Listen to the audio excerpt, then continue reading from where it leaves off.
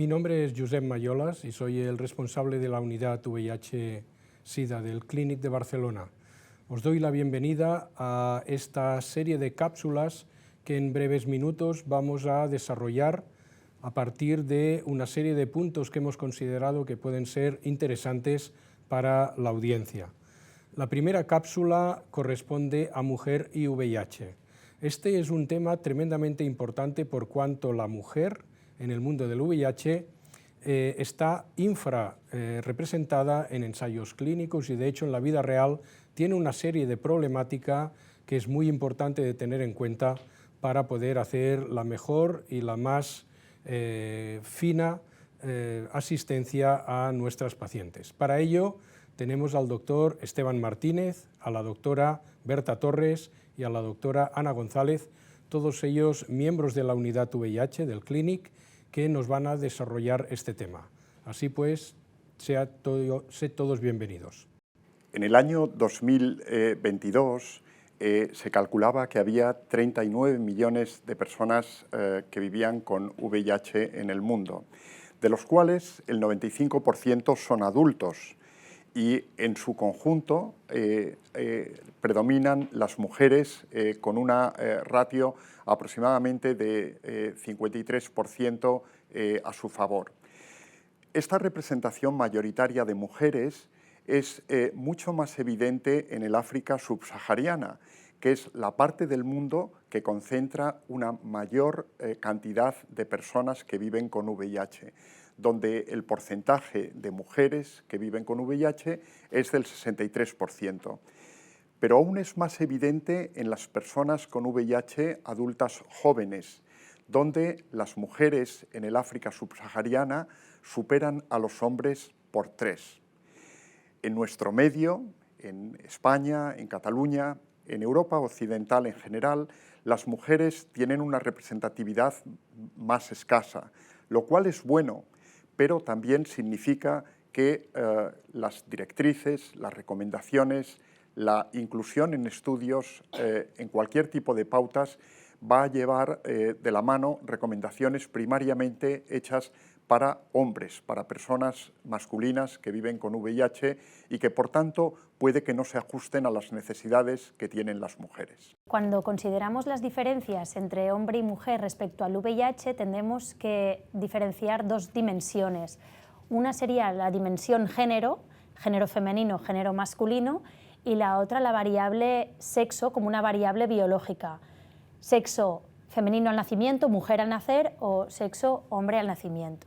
Entonces, ¿por qué son diferentes estas variables? Porque las dos conllevarán diferentes manifestaciones o diferentes riesgos a adquirir el VIH. Por ejemplo, el género, que sabemos que afecta a comportamientos, puede influenciar en la exposición al VIH, en el acceso al tratamiento antirretroviral, en cómo buscamos ayuda médica o no. Entonces, esto quiere decir que, por ejemplo, en un área concreta, como hemos dicho, en el África subsahariana, como ha comentado el compañero, pues tener una edad determinada, vivir en una área rural o urbana, si estamos vinculados a la educación o no, si estamos casados o el trabajo que tengamos, determinará nuestro riesgo al VIH. También el comportamiento sexual, el conocimiento que se tenga sobre el VIH en una población y el trabajo que se pueda tener. En cambio, si hablamos de la variable biológica sexo, como una variable cromosómica, ¿no?, genética, esto nos habla de cómo influencia nuestra anatomía, la fisiología, la genética, como acabo de decir, y las hormonas a la diferente manifestación que tendrá la infección por VIH en cada persona.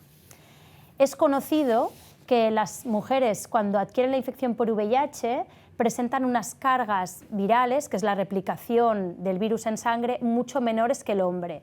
Esto es porque la mujer presenta una mayor respuesta de la inmunidad tanto adaptativa como innata, y esto viene determinado por la dotación cromosómica. Como bien saben, las mujeres tienen doble cromosoma XX, uno de los cromosomas tiene que silenciarse en la hembra mamífera pero un 15% de estos genes del cromosoma X escapan a este silenciamiento y esto hace que tengamos la posibilidad de transcribir más genes relacionados con la inflamación y la respuesta a la infección en todas las agresiones biológicas.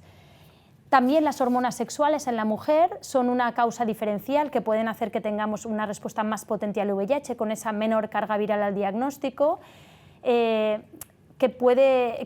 viene determinada porque los receptores estrogénicos se encuentran sobre todo en genes relacionados con la inflamación. Estos son pequeñas pinceladas para que se den cuenta de que la respuesta del sistema inmune, donde es tan importante el VIH, ¿no?, una enfermedad que afecta al sistema inmunitario, es diferente tanto en el sexo femenino como en el sexo masculino y que esas diferencias son muy importantes conocerlas de cara a esas estrategias de curación futuras y a estudiar posibilidades de inmunidad natural al virus. Yo voy a hablar de embarazo e infección por VIH. Como han comentado mis compañeros, más de la mitad, alrededor de un 53% de las personas que tienen una infección por VIH a nivel mundial son mujeres y de ellas la mayoría tendrán uno o varios embarazos a lo largo de su vida. Eso quiere decir que se calcula que alrededor de 1.300.000 personas con infección por VIH tendrán un embarazo a lo largo de un año. Y este es un periodo especialmente sensible, sobre todo por el riesgo que existe de transmisión vertical o transmisión perinatal, que es el riesgo que hay de poder transmitir esa infección por VIH al feto o al recién nacido. Sabemos por datos históricos que cuando no se realiza ninguna medida de prevención, este riesgo de transmisión es de entre un 15 y un 25%.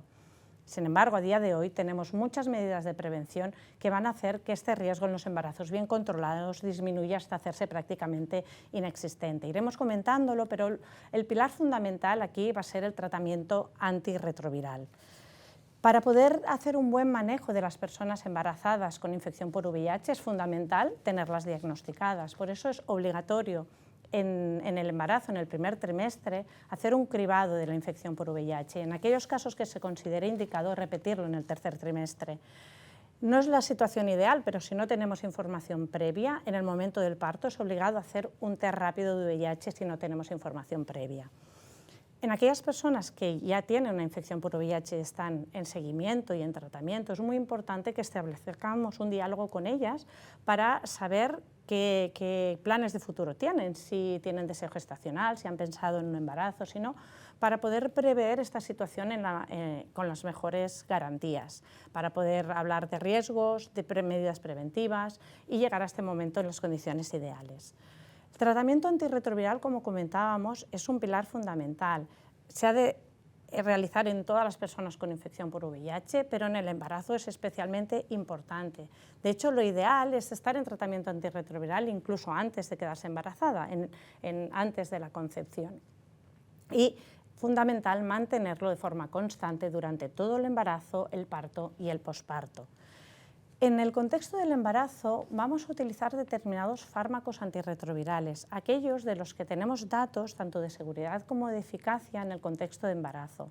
Y va a ser un periodo especialmente importante en el que tenemos que valorar los posibles problemas tanto de adherencia como de tolerancia.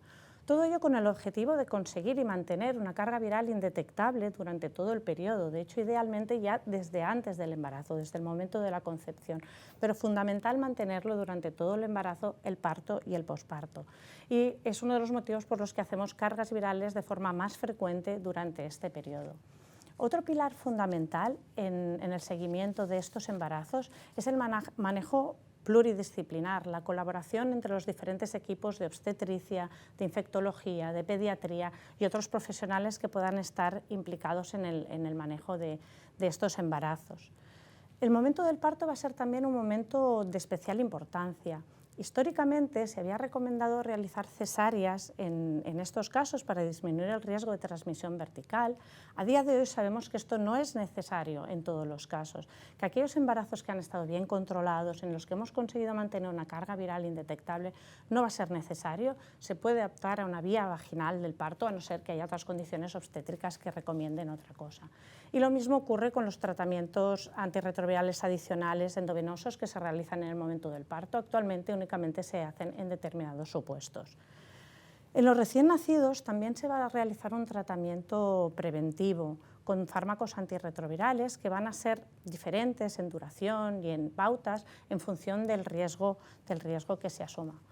Y un aspecto muy importante es el tema de la alimentación del recién nacido. Como hemos comentado, el periodo de la lactancia materna también supone un riesgo de transmisión de la infección por VIH. Es cierto que el tratamiento antirretroviral disminuye este riesgo de forma muy importante. De hecho, las personas lactantes que están en tratamiento antirretroviral con cargas virales indetectables se considera que el riesgo de transmisión en este contexto es menor del 1%. Pero no podemos asumir un 0%, y es por esto que en países de altos recursos la recomendación más generalizada es realizar lactancia artificial. Sin embargo, cuando la lactancia artificial no sea posible, esto puede ocurrir en países de bajos recursos o en determinados contextos, o no sea segura, se recomienda mantener lactancia materna. Muy importante continuar con los controles postnatales, tanto del recién nacido como de la madre. Como comentábamos, con todas estas medidas de prevención, el riesgo de transmisión vertical ha disminuido hasta hacerse prácticamente inexistente en nuestro contexto, en los embarazos bien controlados donde se han podido implementar todas estas medidas de prevención. Sin embargo, hemos de ser conscientes que a nivel mundial esto no es así. Y esto no es así porque no todo el mundo tiene acceso a la misma atención médica, ni todo el mundo tiene acceso al tratamiento antirretroviral de la misma manera. A pesar de que el acceso al tratamiento antirretroviral ha aumentado de forma muy importante en los últimos años, se calcula que alrededor del 80% de las personas gestantes con infección por VIH toman tratamiento antirretroviral de forma continuada. Eso quiere decir que hay casi un 20% que no lo están tomando. Y eso se traduce en que cada año seguimos teniendo alrededor de 130.000–160.000 casos de nuevas infecciones en niños. En el año 2023, con todas las medidas de prevención que tenemos a nuestro alcance, esto no debería ser admisible. Y así como nosotros en nuestro contexto tenemos la suerte de que la transmisión vertical con todas estas medidas prácticamente es un hecho anecdótico, pues tenemos que seguir trabajando para que esto pueda ser así a nivel mundial. Esperamos que os haya interesado, que les haya interesado esta cápsula de mujer y VIH, que la hayan encontrado interesante. Muchas gracias.